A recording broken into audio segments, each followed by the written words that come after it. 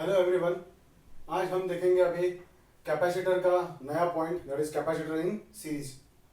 अब हमने अभी तक क्या क्या पढ़ लिया, कैपेसिटर क्या होता है, फिर कैपेसिटी कैसे निकालते हैं। आज हम नया पॉइंट पढ़ेंगे, कैपेसिटर इन सीरीज। देखो, सीरीज और पैरेलल अरेंजमेंट ये आपने 10th स्टैंडर्ड में पढ़ लिया है। जो 10th स्टैंडर्ड में आपने पढ़ा वो रेजिस्टेंस के लिए था, उसी तरह से ये सीरीज और पैरेलल अरेंजमेंट रहेगा। तो सबसे पहले हम सीरीज देखेंगे। अब कैपेसिटर है तो कैपेसिटर मतलब क्या हो गया कि यहाँ पे एक एंड के पास पॉजिटिव चार्ज रहेगा, दूसरे एंड के पास कौन सा चार्ज रहेगा, निगेटिव। फिर यहाँ पे ये पॉजिटिव चार्ज हो गया, ये कौन सा चार्ज हो गया, निगेटिव चार्ज हो गया। यहाँ पे भी पॉजिटिव चार्ज हो गया, यहाँ पे निगेटिव चार्ज हो गया। कौन से अरेंजमेंट को हम सीरीज अरेंजमेंट कहेंगे? जब निगेटिव प्लेट दूसरे पॉजिटिव को हम कनेक्ट करेंगे। Negative of one plate is connected to the positive of other plate and so on. Then such a arrangement is called capacitor in series. जब भी हम एक प्लेट का निगेटिव टर्मिनल दूसरे प्लेट के पॉजिटिव टर्मिनल को connect करेंगे, ऐसे अरेंजमेंट को हम कहेंगे कैपेसिटर्स इन सीरीज। अब यहाँ पे हमको क्या निकालना है? जैसे हम इक्विवेलेंट रेजिस्टेंस निकालते थे उसी तरह से इक्विवेलेंट कैपेसिटर निकालना है। तो देखो, मैंने अरेंजमेंट की है, यहाँ पे पोटेंशियल V है। अब होता क्या है सीरीज अरेंजमेंट में? सबसे पहला part, in series arrangement of capacitor charge remains same. मतलब जो चार्ज यहां पे जा रहा है वो चार्ज क्या रहेगा, यहां पे सेम रहेगा। So therefore Q1 is equal to Q2 is equal to Q3 is equal to Q। दूसरा, पोटेंशियल डिफरेंस। पोटेंशियल डिफरेंस हर एक का क्या आ गया, यहां पे अलग अलग आ गया। Potential difference across each capacitor is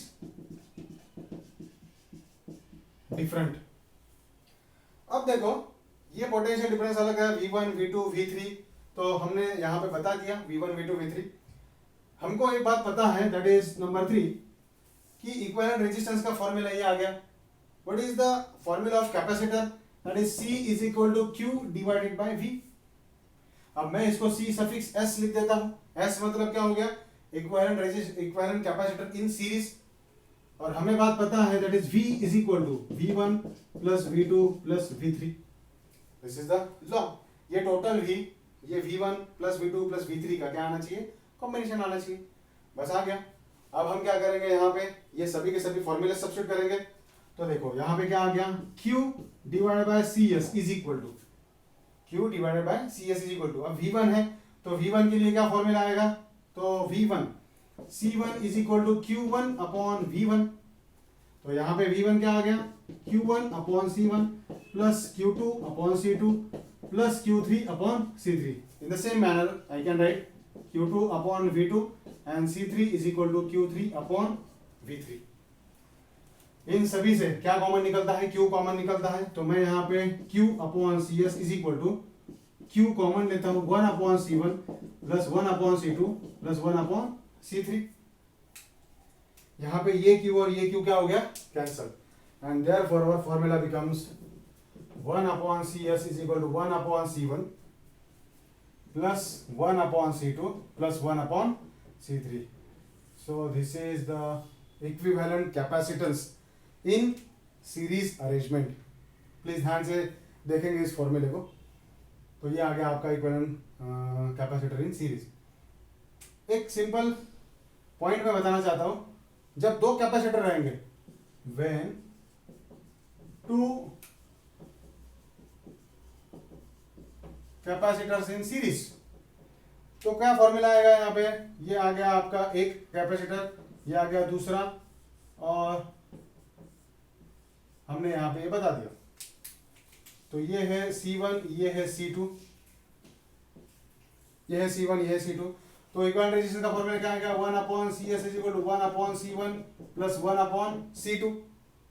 इसको क्रॉस मल्टीप्लाई करेंगे, 1 upon CS is equal to C1 plus C2 upon C1 into C2। तो CS का फॉर्मूला क्या हो गया, CS is equal to C1 C2 upon C1 plus C2। ये formula please आप ध्यान में रखोगे, क्योंकि न्यूमेरिकल में हम दो दो कैपेसिटर लेके सॉल्व करने वाले हैं, तो ये बड़ा आपको हेल्पफुल रहेगा formula. Clear? Thank you very much.